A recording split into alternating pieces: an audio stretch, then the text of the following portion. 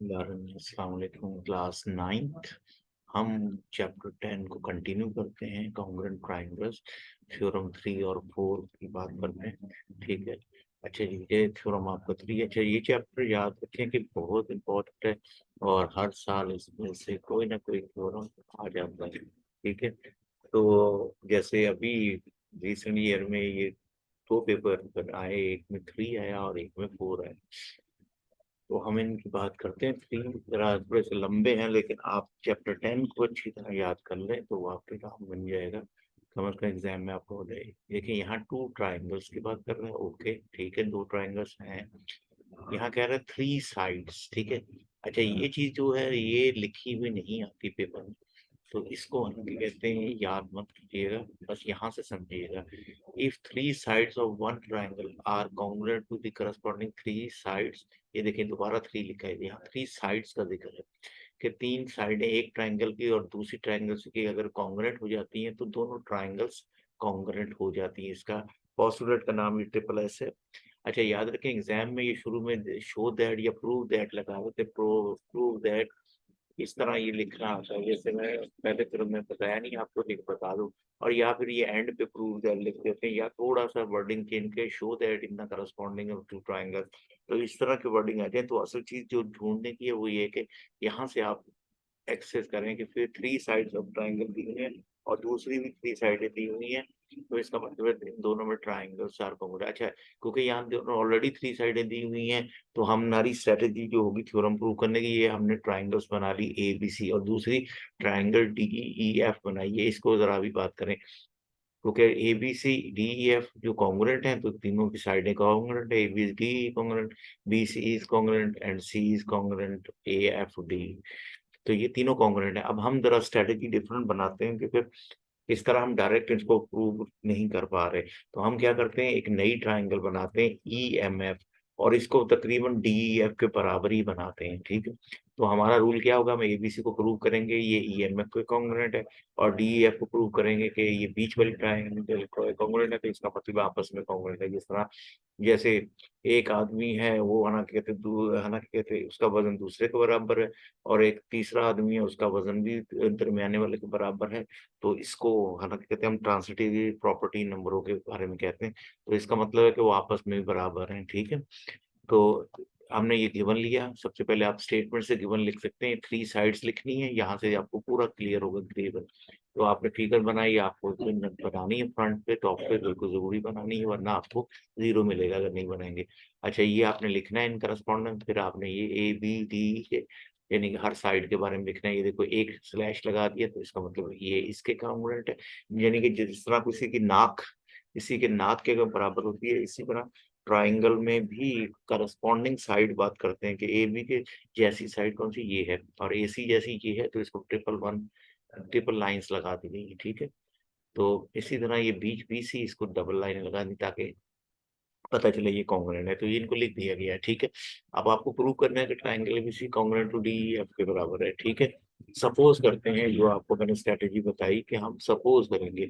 हम क्या सपोज करेंगे, हम एक तीसरी ट्राइंगल को सपोज करेंगे, जिसको लिखने का तरीका ये कुछ हमने इस तरह लिखा है कि E F is not smaller than any of the remaining sides. कि सपोज दैट आपकी triangle side E F is not smaller than any of the two remaining sides. ये किसी तरह भी उनसे कम नहीं हो रही। तो इसका मतलब क्या हुआ, फिर इसका मतलब ये हुआ कि आपके पास on E F construct a triangle M E F, यानी कि आपकी ई एफ कोई कम नहीं होगी। तो angle E F E M B के बराबर, ये एंगल आपने बी के बराबर ले लिया, जो एंगल आपका ई है। ठीक है। तो जाहिर एंगल बराबर हो गया। ठीक है। और एम ई को आपने कॉन्ग्रुएंट कर लिया ए बी के, मतलब एम ई जो आपकी है ये, इसको ए बी जैसी बना दिया, यानी कि तो इसका मतलब है कि ये इसके कॉन्ग्रुएंट हो गई। तो जब एंगल कॉन्ग्रुएंट हो गया और है ना एंगल बी ये हो गया। ठीक है। एंगल आपका एफ ई एम ये हो गया, एफ ई एम और ये एंगल। ठीक है।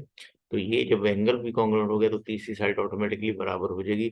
अब इसने कहा ज्वाइन कर दें M and shown the figure label 1 2 3, और एंगल्स 1 2 और 3 4 लिख दें। चलेंगे, हमारी स्ट्रेटेजी, हम चलते हैं आगे। ठीक है। अब आपके पास नेक्स्ट में आपके पास दोबारा फिगर मैंने यहाँ दे दी ताकि आप उसको समझ सकें।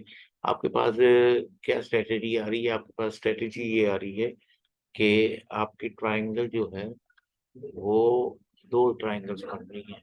तो हम इन 2 ट्रायंगल्स को लेते हैं, ठीक है? सबसे पहले ट्रायंगल एबीसी को एमई से हम एबीसी हमारी ये एमईएफ से हम इसकी करस्पॉन्डेंस करते हैं, ठीक है? तो इसकी करस्पॉन्डेंस करेंगे तो हमारे पास जो चीज़ें आएँगी आप देख रहे हैं कि BC is E congruent to F, ये हमारे पास गिवन है, ये साइड है, बीसी ईएफ के कॉन्ग्रुएंट है, ये तो आपको पता है 2 वाली गिवन है। एंगल बीएफए में हमने कंस्ट्रक्शन किया कि एंगल बी जो होगा ये वाला एंगल इसके कॉन्ग्रुएंट होगा, ठीक है? ये हमारी तरफ से तीसरी हमारी सब बेसिस है एबी, एमई के कॉन्ग्रुएंट है, ये एबी जो साइड है एमई के कॉन्ग्रुएंट है। ये सारी हमारी बेसिक कंस्ट्रक्शन है। तो हमने कंस्ट्रक्ट जो चाहे कर सकते हैं, तो हमने अपनी कंस्ट्रक्शन के बलबूते पे ये कह दिया कि एक साइड है, 2 साइडें हैं एस एस और बीच में एक एंगल है। तो इसी तरह हम ज़रा लिखते हैं स्ट्रैटेजी, ताकि एस से एस पॉसिबिलिटी की वजह से दोनों ट्रायंगल्स कॉन्ग्रुएंट यानी कि सेम ट्रायंगल्स हो गई दोनों। सेम वैसे मैथ्स में नहीं कहता था, मैथ्स में कॉन्ग्रुएंट कहते हैं यानी कि उस जैसी ट्रायंगल हो गए, बिल्कुल उस जैसी। अब ज़ाहिर है कि उसकी नाक नाक के बराबर होगी, तो अगर मैं सीए साइड की बात करता हूँ कि सीए वाली साइड, तो इसके यकीनन करस्पॉन्डिंग आपके पास एफएम आएगी, ये वाली, ठीक है? ये वाली साइड आएगी, ठीक है ना? सीए के 3 है, ट्रिपल तो मेजर ट्रिपल, तो ज़ाहिर है ये इसी से बनती है। उसके बाद सीए एफडी के भी कॉन्ग्रुएंट है, ये हमें गिवन पे मौजूद है कि सीए जो है वो एफडी ये वाली इसके कॉन्ग्रुएंट है। तो इसका मतलब ये दोनों ट्रायंगल्स कॉन्ग्रुएंट होगी, तो इसका मतलब ये हुआ कि एक्चुअली एमएफ जो है वो डीएफ के कॉन्ग्रुएंट है। तो हम इसको कहते हैं फ्रॉम 1 एंड 2, जब ये दोनों सीए एफएम भी बराबर है सीएफडी के, तो इसका मतलब इनको आपस में बराबर होना चाहिए, क्योंकि ये सेम साइड बनती है एफएम एफडी। अच्छा, इन ट्रायंगल एफडीएम हम जरा ट्रायंगल नीचे आए, एफडी, और ये हमने इसको डॉटेड लाइन से कंस्ट्रक्ट किया थे, एंगल बनाए थे। तो एफडीएम एक हमने नई ट्रायंगल बनाई थी। तो हम अब इसके बारे में बात करते हैं। इसका एंगल 2 जो होगा ये वाला, ये एंगल 4 के कॉन्ग्रुएंट होगा। क्यों होगा? क्योंकि हम ये साबित कर चुके हैं, ये साइडें, ये साइड, ये दोनों साइडें एफएम और एफडी कॉन्ग्रुएंट है। तो बेस एंगल्स इक्वल होते हैं। आपको याद हो आइसोसेलेस ट्रायंगल होती है। तो इसने इतना डिटेल में नहीं दिया, इसने सीधे-सीधे बता दिया, क्योंकि एफएम एफडी जो है ये दोनों साइडें बराबर हैं, इसलिए आइसोसेलेस ट्रायंगल की वजह से ये दोनों एंगल बराबर हैं। सिमिलरली एंगल 1 भी फिर ये जो है ये इसके बराबर होगी ईडी अपॉन ईएफ। तो ये एंगल 3 जो होगा 1 के बराबर होगा, तो इसने यही कह दिया angle 3 is congruent to angle 1, ठीक है? एंगल 1 भी 3 के कॉन्ग्रुएंट है।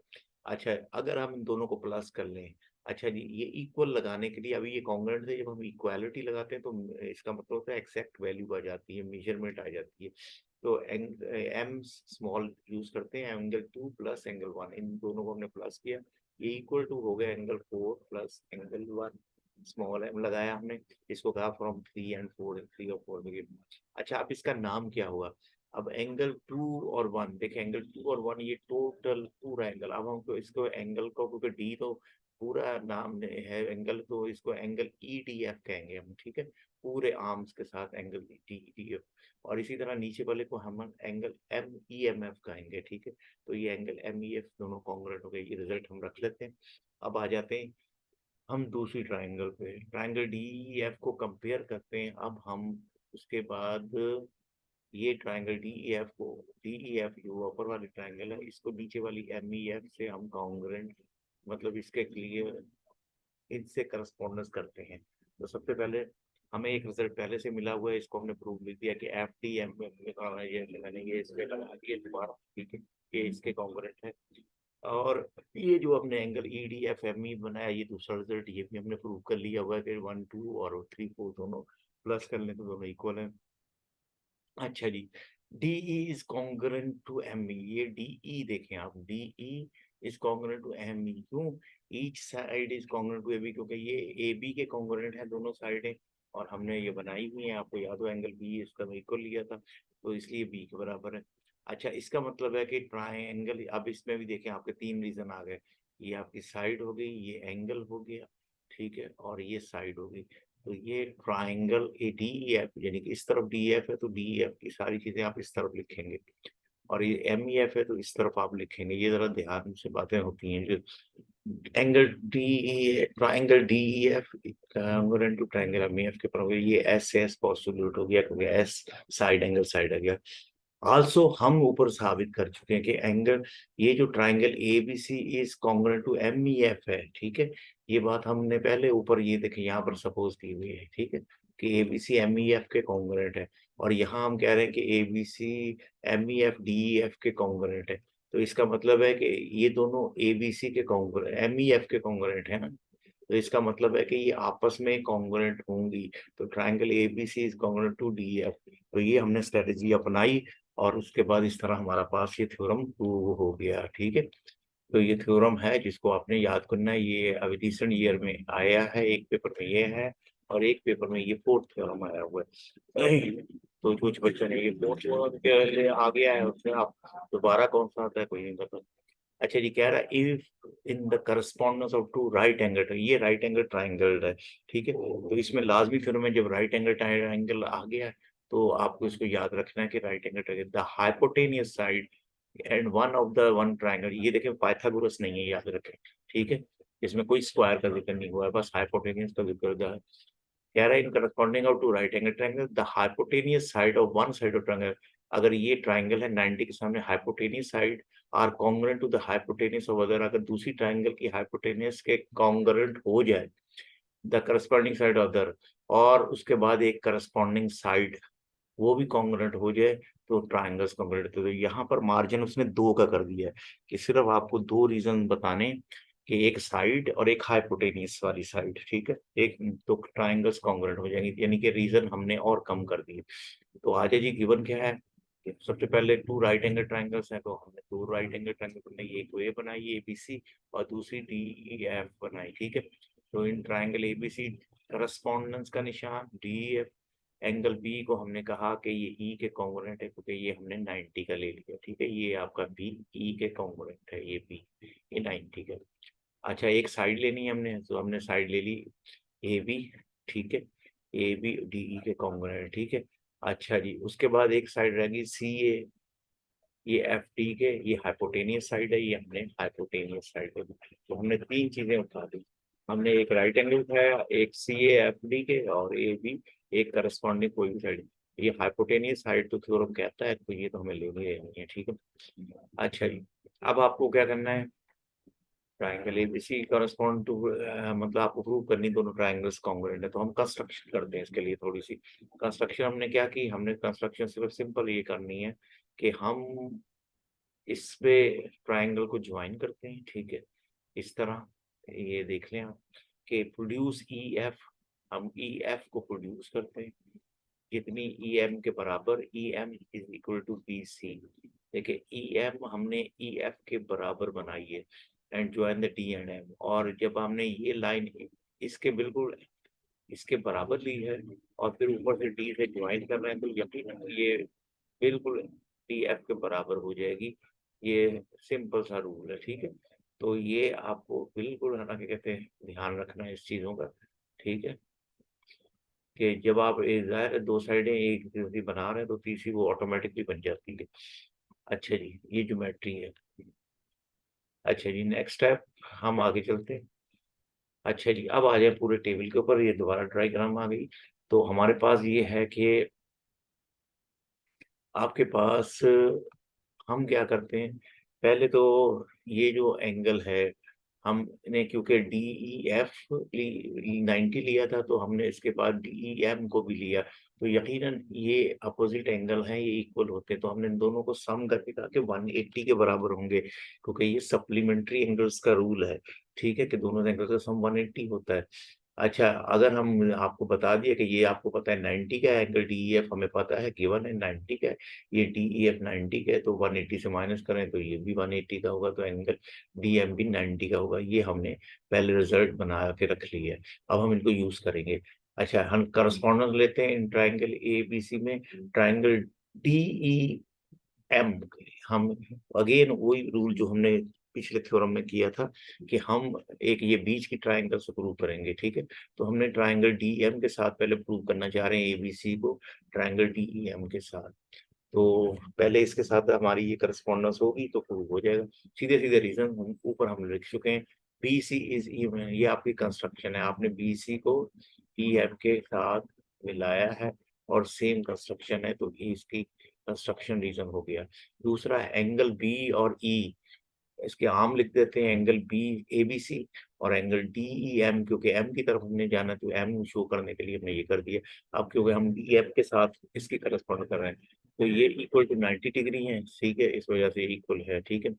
अच्छा जी, ए बी डी से ये भी गिवन है कि ए बी डी ई के कॉन्ग्रुएंट है, ये देखिए पहले से अब मार्क लगा हुआ है ना, तो ये इक्वल है, ये गिवन में मौजूद है, गिवन को हम पहले ही मार्क लगा देते हैं। अब ये आपके पास साइड एंगल, साइड का पोस्टुलेट ट्राइंगल एबीसी जो थी, ये जो एरो है कन्वर्ट हो गया कॉन्ग्रुएंट में। इसको लिखते वक्त ध्यान रखना, अक्सर बच्चे गलत कर देते हैं, ऊपर एरो लगते हैं, यहाँ पर भी एरो लिख देते हैं, तो एरो स्टार्टिंग होता है और ये एंडिंग कॉन्ग्रुएंट, ट्राइंगल डीएम, ये ऐसे पोस्टुलेट। अच्छा, अब ये तो साबित हो गया कि ये जो डी ई एम है ये एबीसी के कॉन्ग्रुएंट है, बात खत्म हो गई।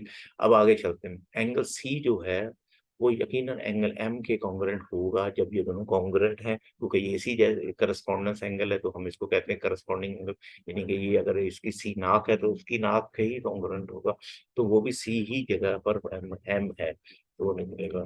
अच्छा, इसके बाद साइडों की बात कर रहे हैं हम, C A is congruent to M D.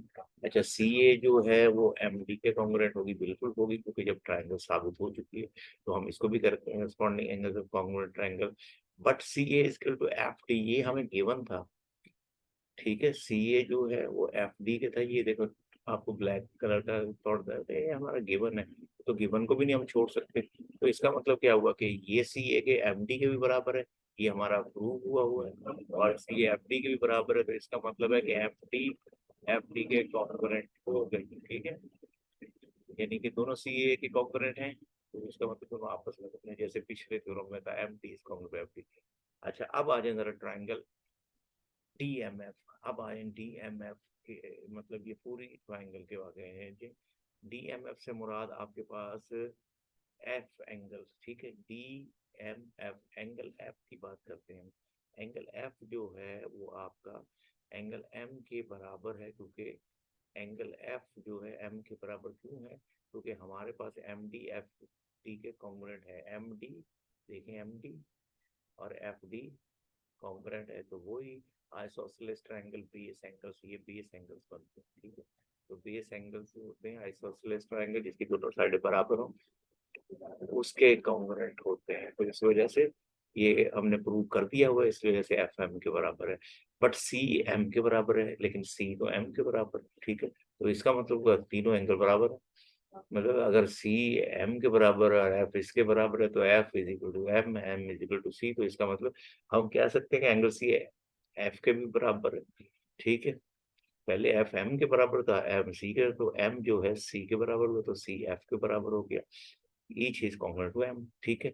अब आ जाए जरा हम ट्राइंगल एबीसी के साथ चलते हैं, देखिए पहले ट्राइंगल एबीसी को हम डैम के साथ हमने डी एम के साथ प्रूव किया, अब हम ट्राइंगल एबीसी के डायरेक्ट डी ए एफ के पास जा रहे हैं इसको प्रूव करने, क्योंकि हमने ये रिजल्ट यहाँ पर कलेक्ट कर लिए सारे उस ट्राइंगल की हेल्प से। अच्छा, ए बी डी, ये तो आपका गिवन है कि ए बी डी के बराबर है, ठीक है, ये तो हम गिवन से प्रूव कर सकते हैं। अच्छा, दूसरा angle A B C D F, ठीक है, ये हमें गिवन है, क्यों, एंगल ए बी सी 90 का था और एंगल डी ई एफ हमने कहा था 90 का बना हुआ है। अच्छा, जो रिजल्ट हमने उठाया ये आखिरी जो इसके लिए हमने मेहनत की थी, तीसरा angle C is congruent to F, angle C is congruent to F था जो हमने प्रूव किया हुआ है, तो इसका मतलब फिर क्या हुआ, साइड एंगल साइड, ठीक है, तो जो हम प्रूव करना चाह रहे थे कि ट्राइंगल एबीसी ट्राइंगल डीईएफ के कॉन्ग्रुएंट है वो हमने प्रूव कर दिया, तो हमारी स्ट्रेटेजी यही है कि बीच की ट्राइंगल बना के हम ये काम करते हैं, ठीक है। चलेंगे, ये थ्योरम्स कंप्लीट हो गए, इस चैप्टर को भी इतना छोड़िएगा, अगर आपने नंबर अच्छे लेने तो इसमें से जैसे पिछले साल फिर पेपर में 3 थ्योरम आ गए, यानी कि की तरफ शायद इस बार भी आए, तो इसके लिए आप प्रिपेयर रहें। गुड लक, अल्लाह हाफिज।